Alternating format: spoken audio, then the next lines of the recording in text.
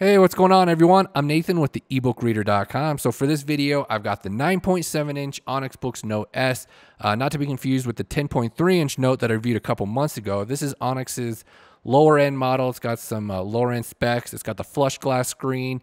On the back here, you've got two speakers on the lower edge, and then you've got the USB-C port. This model, it doesn't have a micro SD card slot. It doesn't have a front light like the previous N96 had. So it's kind of got the similar design as the N96, which I'll show a little bit later. But it's got a more streamlined feel, and you got the flush glass screen. The biggest difference with this device compared with the regular Note is the lower resolution screen. And it also has 16 gigabytes of storage space instead of 32, and it has half the RAM as the other Note. So with the screen, it's just a little bit more fuzzy. You're not going to get as sharp. It's got the 150 ppi instead of the 227 ppi, so stuff isn't quite as sharp. It kind of has this natural bold quality of the text, which I'll talk a little bit more about later. So yeah, definitely, it's definitely not as nice as the Note, but it does have some things going for it. So the stylus here, it comes with the stylus. It's got the Handvin touchscreen instead of Wacom, so it's got the lower grade touchscreen. It does have a few drawbacks, which I'll talk about later. So this is a look at the N96. This is like the previous model. It has the exact same screen, but one thing I noticed is the background is quite a bit lighter and the text is sharper just for they don't have this like boldness thing going on with the N96 like they do on the Note. So as you can see, the text looks bolder on the Note here. They've got it set up different. It's got the newer Android software. So it's got that flush screen, and the older model had that indented screen. This model also had the buttons on the side and the stylus loop. So this one was actually about 90 grams heavier than this one. So the newer one's a lot lighter. Still quite a bit heavier than the 10.3-inch Note because it has a plastic screen, but this one with the glass is still quite a bit lighter than this. It's probably about 70 grams lighter than the iPad. So as you can see, once again, this model, the previous model had a front light. This one does not, so it's kind of disappointing that they didn't have a front light on this. I don't know if they're going to have a front lit one later, but here's a look at the home screen. So you got these recently added sections, and you're now reading. And then you've got this library view that you can switch the different views from if you want to have cover view or if you want to have list view. You can also create some different folders and stuff like that on Onyx's system here. So like I said, it runs Android 6.0, comes with some apps pre-installed. I installed several of these, like the Kindle app. So the problem with this device, as I mentioned earlier with the comparison review, is the Google Play Store does not work on this. It should work, but it gives this uncertified device error. So you can turn on Google Play in here, but it doesn't work, like I said. So it just bogs the device down because it's always checking and then it's giving an error, so it's best to just keep it turned off. So here's a look at the Note S's note-taking app. So this is the same app that's on the other Onyx devices, the newer ones. You've got the same sort of features. You can tie it in with your Dropbox or Evernote account to sync your notes. So you got a few different organizing options. You can create folders, have your notes in different folders, and each of these notes could be multiple pages long. So like I said, you can sync it with a couple of different things here. I'm using Dropbox on my other Note, and it works quite handy to just be able to sync it and get it on another device really quick. So do like that option. So here's a look at the Note app. You've got this menu bar. You can also go full screen to get rid of these menu bars, which I never actually show, but you can switch this menu bar to the right or left side, depending on if you're right or left-handed. So it does take some getting used to writing on the screen with this glass. It's like, you know, you got a hard plastic tip on glass. It's got a very slick, slidey feel to it. It doesn't feel anything like writing on paper like the, you know, Sony digital paper devices and Remarkable. They have a lot more natural feel to the writing. So the glass is kind of odd in that way. I would think it would be better with a screen protector, give a little bit of a layer there. So all right, so you got the non-pressure sensitive pen, and then you've got the pressure sensitive pen. So it depends on how hard you're pressing. It'll be darker lines the harder you're pressing down. So the pressure sensitivity isn't as good as the other Onyx devices, but it still works. So you got some different note templates included. You got the lines. You got some different graph paper. You got like even a music paper. And then you've got some different ones on here. You can also load in some custom templates if you want for the note-taking app. There's the option to use black or white pen. The white one obviously doesn't show up very well unless you're using it in a shaded area. You've also got these like shapes in here. You can draw straight lines. There's there's the squares. You got circles. So you can also customize how thick you want the line when you're writing and when you're doing these shapes here. So you can actually customize it further than the options show there. You can have a lot of control over the thickness. So right here you can jump back to the different pages in your note. So it shows you the multi-page view of your note, the specific note you're on. You can also jump around to your other notes from up the top here. This is the refresh. Sometimes you get some stuff on the screen. You kind of refresh it away. So another thing with the glass screen is it's kind of a little bit of a disconnect when you're writing because it's a little bit of a space between the actual screen and the tip. It takes a little bit of getting used to. Another odd thing with this Hanvin touchscreen is that, like, the lines have a lot of jaggedness to them. If you look up close here, they all have this like jaggedness. It's more apparent on the thinner line there, but you always have that. I don't get that on the other Note with the Wacom touchscreen. The lines are a lot smoother. It had maybe a little bit of jaggedness to it, but these have a lot of jaggedness to the line. Just sort of an observation. So let's go ahead and talk about like the reading features. You got with ebooks here and PDFs, you got the multi-document view. Onyx's devices support multi-document view. You can have 4 documents open at once, or you can choose just to view 1 document at once and get rid of that header. You can also just minimize the header. So there's some different zooming options, some different cropping options with Onyx's devices. This is really what separates them from other devices.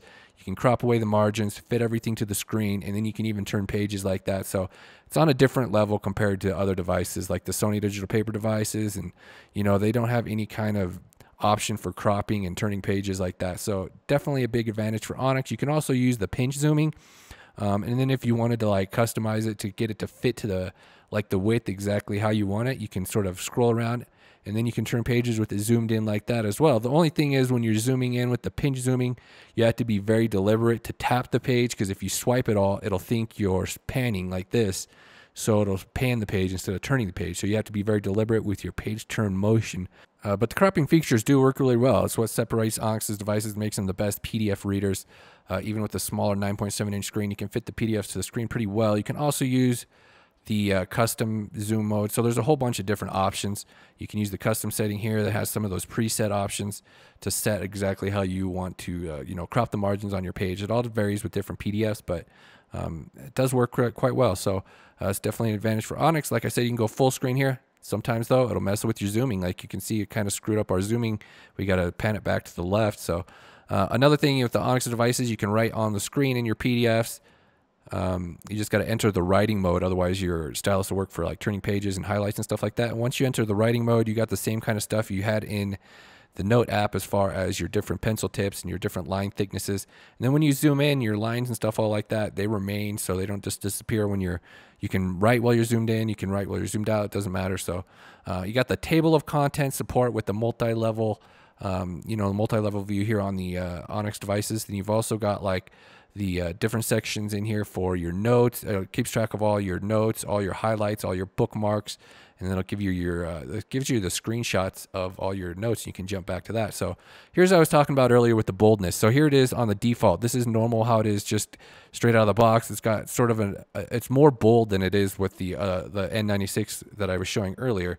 And then once you start using these boldness settings, it gets really blocky and pretty much unusable as far as I'm concerned. But another thing with these Onyx devices is you can set exactly how you want the page to navigate, exactly where you want it zoomed in. So say you have a 2-column PDF like this, you can set it up so that it'll follow from top to bottom from each column. So you can set the zoom level to stay, and it'll stay that way as you're turning pages, and it'll follow the columns from top to bottom from left to right. Or you can set it to go from right to left. You got all those different options in there.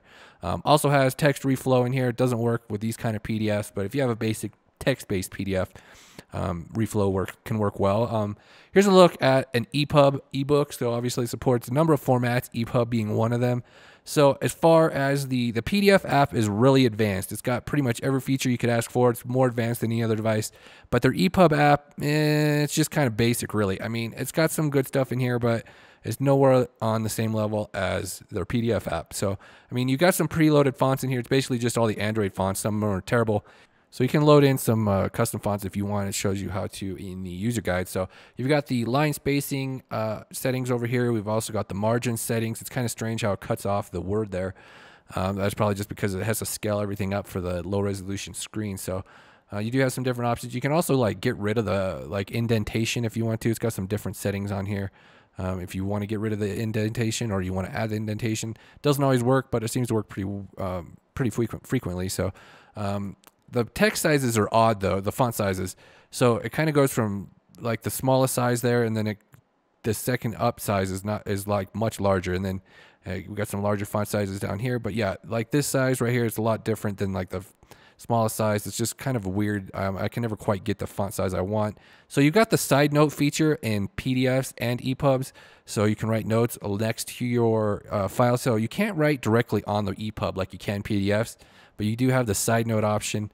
And here you've got the same sort of options that you do in the Note app minus the templates. You can't have lines for some odd reason. So you got the dictionary. If you hold down a word, you get the dictionary. So you can use the stylus to add highlights. You can use your finger to do it as well. It's pretty accurate. It works pretty well. It does have a little bit of a lag from time to time, like when you're opening the dictionary. Sometimes it takes longer than other times to load. So you got the multi-page view. Same deal with PDFs. So in other formats, you got the multi-page view. You can scroll through this way, and then you can also jump chapters with the arrows down here. You can enter specific page numbers as well, which is kind of weird when you hit close. It just doesn't go to the page. You have to hit OK, but just some minor things. But the app does have a pretty good amount of features. You got the contrast control. You've also got the auto page turns, but it's not quite as advanced as the PDF app. So here's a look at a comic book. This is just a quick look at a comic. This is actually using the Kindle app. So the thing with the Kindle app is some things work better than others, like the comic books look okay. But the problem with the Kindle app is that it renders everything super huge because of the low resolution screen.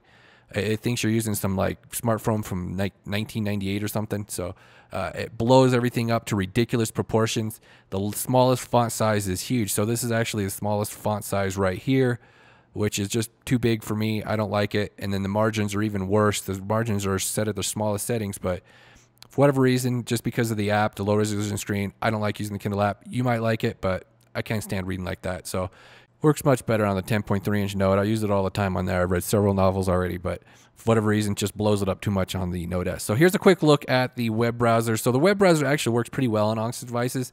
You got the full screen mode, and you can use these buttons as well to scroll through the page. It'll scroll the whole page, so you don't have to mess with scrolling. And then when you do scroll, it'll automatically enter that partial refresh mode, and then it'll take it a few seconds to refresh again. But it does render the text nicely. I mean, it's nice and bold, easy to read.